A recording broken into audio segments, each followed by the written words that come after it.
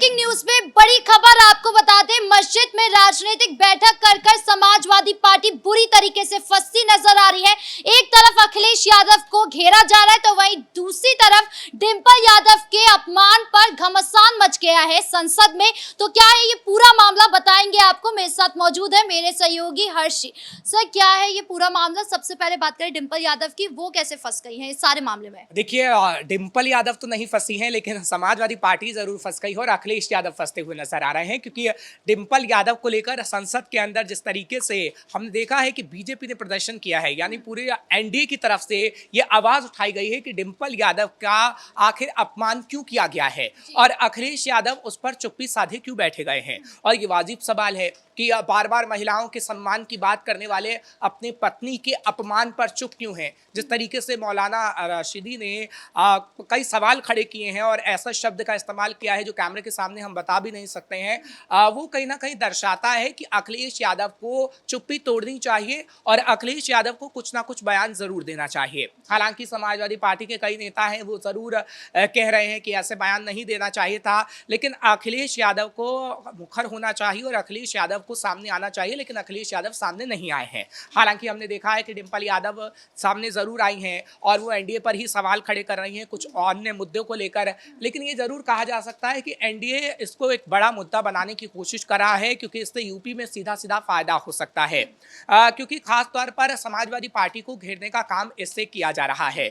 हमने देखा है कि किस तरीके से एनडीए आधी आबादी को साधने की कोशिश करता रहा है, महिलाओं के सम्मान की बात करता रहा है और महिलाओं को सम्मान दिया भी गया है। लेकिन अखिलेश यादव बार बार ये कहते हैं कि महिलाओं के सम्मान की बात एनडीए का कुनबा नहीं करता और उनकी तरफ से कई सवाल उठाए जाते हैं। ऐसे में अखिलेश यादव की चुप्पी सवालों के घेरे में है कि आखिर अखिलेश यादव क्या कुछ वोट बैंक के चक्कर में चुप्पी साधे हुए हैं, मौलानाओं को नाराज नहीं करना चाहते हैं। क्योंकि मौलाना रजवी हो या फिर रशीदी हो, उनकी तरफ से अगर ऐसे बयान दिए जाते हैं तो वाकई सवाल उठता है कि अखिलेश यादव आखिर खामोश क्यों है। क्योंकि अखिलेश यादव को बयान देना चाहिए। ये किसी और महिला की बात नहीं, उनकी खुद की पत्नी की बात है, डिंपल यादव की बात है। क्योंकि आपने देखा था कि पिछले दिनों किस तरीके से दिल्ली के अंदर जब मस्जिद में पहुंचा गया और डिंपल यादव ने कुछ भी मतलब सर पे पल्लू नहीं रखा या फिर मस्जिद में जिस तरीके से जाया जाता है वो तरीका नहीं अपनाया, उसको लेकर आप अब शब्दों का इस्तेमाल तो नहीं कर सकते हैं। लेकिन मौलाना रिजवी जो है उन पर एफआईआर दर्ज हो चुकी है अभद्र टिप्पणी करने को लेकर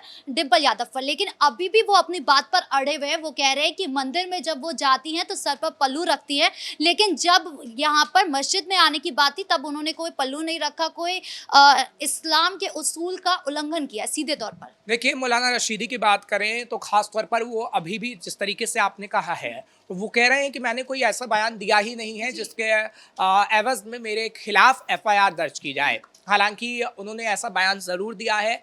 आपत्तिजनक टिप्पणियां आप उसे कह सकती हैं, क्योंकि आप किसी महिला के बारे में ऐसे अपशब्दों का इस्तेमाल नहीं कर सकते हैं। क्योंकि अगर आप एक नेता के बारे में, जो कि एक नेता है, महिला नेता है, उनके बारे में ऐसे अपशब्दों का इस्तेमाल कर रहे हैं, तो आप अपने घर में महिलाओं को कितनी इज्जत करते होंगे वो तो सब जानते ही हैं।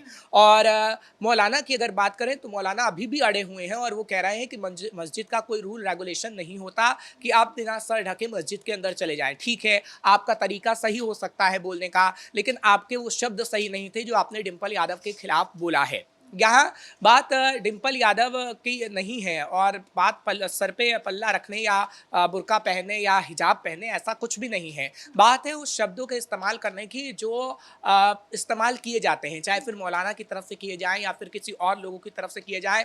क्योंकि हमने देखा है कि चाहे फिर जाति सूचक शब्दों का इस्तेमाल किया गया हो या फिर अब शब्दों का इस्तेमाल किया गया हो, महिलाओं के लिए बखूबी किया जाता है और वो नहीं किया जाना चाहिए। अभी तो रशीदी के खिलाफ एफआईआर दर्ज हो गई है, लेकिन इस मुद्दे का लाभ उठाना एनडीए बखूबी जानता है। और संसद के अंदर जिस तरीके से उन्होंने अखिलेश यादव की चुप्पी पर सवाल खड़ा किया है, वो वाकई वाजिब है कि अखिलेश यादव अब तक चुप्पी क्यों साधे हुए हैं। सवाल आपसे यही है कि अखिलेश यादव आखिर चुप क्यों है? इतना क्या राजनीति इतनी आगे बढ़ गई है या इतनी ऊपर हो गई है कि पत्नी का सम्मान भी सामने नहीं है?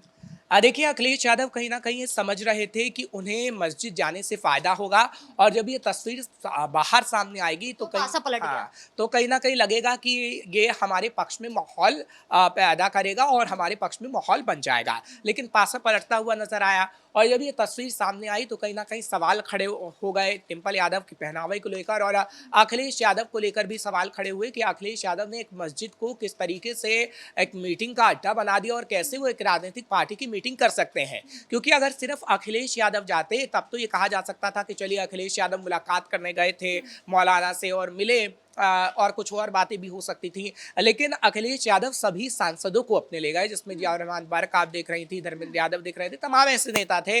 तो इससे कहा गया कि राजनीतिक पार्टी का एक मीटिंग है जो कि मस्जिद में की गई है, उसको लेकर सवाल उठे। हालांकि अभी हम देख रहे हैं कि उत्तर प्रदेश में इसको लेकर बवाल भी मचा हुआ है और अखिलेश यादव के खिलाफ प्रदर्शन की तैयारी भी बीजेपी ने कर ली है। अभी तो हमने संसद की तस्वीर अपने दर्शकों को दिखानी चाहिए और बतानी चाहिए कि कैसे संसद में हंगामा हो रहा है, क्योंकि संसद का मानसून सत्र चल रहा है। तो डिम्पल यादव के सम्मान को लेकर इस वक्त एनडीए प्रदर्शन कर रहा है। लेकिन एनडीए जिस तरीके से प्रदर्शन कर रहा है एक विपक्षी पार्टी की नेता या सांसद के लिए, तो ये संदेश कैसे जाएगा जनता के सामने? देखिए कहीं ना कहीं संदेश ये है कि हम महिलाओं का सम्मान करते हैं और आपकी पार्टी महिलाओं का सम्मान नहीं करती, और अपने घर के अंदर ही जब आपका महिला का अपमान हो रहा है तो आप कोई कार्रवाई की बात नहीं कह रहे हैं। क्योंकि ठीक है एफआईआर जरूर हुई है मौलाना के खिलाफ, लेकिन अखिलेश यादव को भी मौलाना के खिलाफ बोलना चाहिए था, या फिर अखिलेश यादव को ये कहना चाहिए कि आप माफ़ी मांगिए, आप डिम्पल यादव के लिए ऐसे आप शब्दों का इस्तेमाल क्यों कर रहे हैं। लेकिन अखिलेश यादव ने नहीं कि ऐसी बात कही, ना तो समाजवादी पार्टी के किसी वरिष्ठ नेता की तरफ से ऐसा कोई बयान सामने आया है। लेकिन सपा की ओर से ये बयान जरूर आया था कि हम एकजुट हैं, हम एकजुटता की सोच रखते हैं, इसीलिए हम मस्जिद भी जाते हैं, हम मंदिर भी जाते हैं। इससे बीजेपी जो है वो सिर्फ माहौल बनाने की कोशिश कर रही है। देखिए समाजवादी पार्टी कहीं ना कहीं कवर अप करने की कोशिश तो करेगी, क्योंकि कोई भी राजनेता अगर किसी पचड़े में फंस जाता है तो अपने आप को वहां से निकालने की कोशिश जरूर करता है, कवर अप जरूर करता है।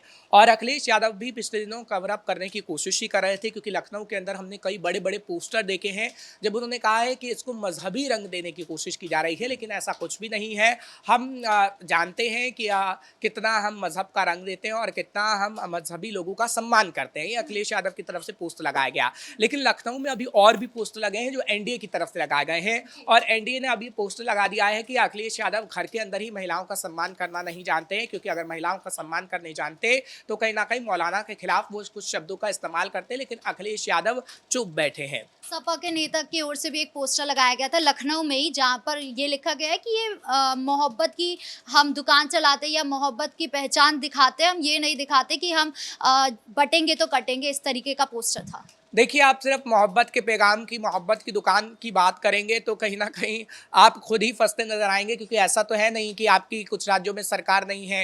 हालांकि अखिलेश यादव तो विपक्ष में अभी बैठे हैं और कांग्रेस की तो कई राज्यों में सरकार है, और पूरे महागठबंधन का जब हम जिक्र करते हैं, पूरे गठबंधन का जो इंडी गठबंधन अलायंस बना था तब ये बात उठी थी राहुल गांधी की तरफ से कि हम मोहब्बत की दुकान चलाते हैं, लेकिन जहाँ पर कांग्रेस की सरकारें हैं वहाँ पर किस तरीके से नफरत की दुकान चल रही है ये तो हम तस्वीरों में देख रहे हैं। और जो अखिलेश यादव ने भी उत्तर प्रदेश में ब्राह्मणों और यादवों के बीच जो नफरत का बीज बोने की कोशिश करी थी वो भी सबने देखा है।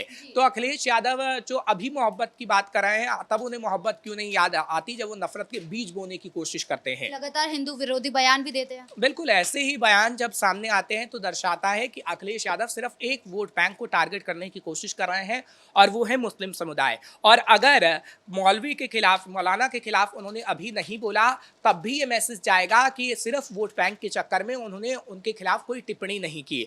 लेकिन जिस तरीके से हिंदू विरोधी बयान अखिलेश यादव देते हैं, अब ये कदम उठाने के बाद मुस्लिम भी उनके खिलाफ हो गए। जिस तरीके से उन पर आरोप लग रहा है कि उन्होंने धार्मिक आस्था में ठेस पहुंचाया है और इस्लाम को ठेस पहुंचाया है या उनकी आस्था को चोट पहुंचाया है, तो इसके बाद अब कौन सा विकल्प जो है अखिलेश यादव के पास पहुंचता है? देखिए अखिलेश यादव के पास विकल्प की अगर बात करें तो आगे आने वाले समय में शायद कोई विकल्प ना बचे, क्योंकि पीडीए की बात वो हमेशा से करते रहे हैं, पिछड़ा, दलित और अल्पसंख्यक की। लेकिन अल्पसंख्यक समुदाय उनसे नाराज होता रहा है। उसका एग्जाम्पल हम उपचुनावों को लेकर देते रहे हैं कि कुंदरकी जैसे इलाके में किस तरीके से उन्हें हार का सामना करना पड़ा है। क्योंकि जब मुसलमानों से खासतौर पर बात की गई तो उन्होंने सिर्फ ये कहा कि मुसलमानों के लिए सिर्फ बात करना जानती है समाजवादी पार्टी, और अखिलेश यादव सिर्फ मुसलमान मुसलमान चिल्लाते हैं, लेकिन मुसलमानों के लिए अखिलेश यादव ने कोई भी काम नहीं किया। अब विपक्ष में रहते जरूर अखिलेश यादव ये कह रहे हैं कि हम इत्र पार्क बनाएंगे, हम मुसलमानों के लिए काम करेंगे, लेकिन जब वो सत्ता पक्ष में थे और कुर्सी पर विराजमान थे तब अखिलेश यादव की तरफ से ऐसी बातें क्यों नहीं की गई।